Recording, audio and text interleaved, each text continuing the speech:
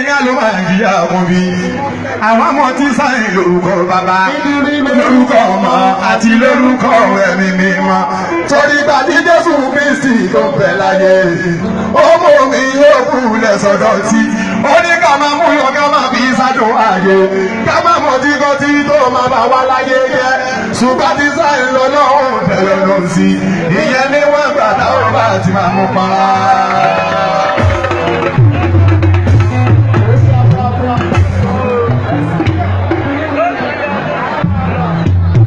Ogun pala nínú ìlú àdúgbò ọmọ kéèkì tán. Pẹ̀lú bàbá ìdí nínú ìyá ló máa ń jìyà fún bí.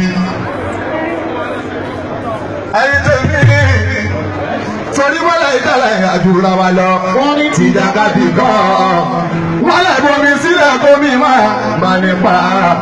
Ọ̀gá nìkan láwùjọ òkúta. Ọ̀gá níyàn láwùjọ yẹ̀gbẹ́ ayé.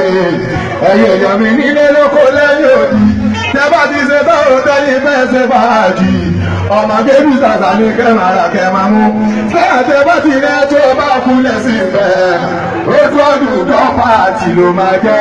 Àwọn ọmọ ọlọ́run èlò jẹ́ ká máa ròyìn wọn. Ó sọ pápá. Ẹyin tó mi, èmi ti dúpẹ́ fọlọ́run. Mo dúpẹ́ fọlọ́run pé máa gbẹgbẹ́ lọ́sẹ̀ yìí. Màrọ̀ tí ló rẹ̀ máa fi rọgbẹ́ lálejò. Tọ̀rọ̀ tí rẹ̀ ló ń gbà yìí nígbà yìí. Láwùjọ alábẹ́ tó bá túmọ̀ yá yìí o. Ọmọ ẹgbẹ́ máa mú sí àmà ló máa mú.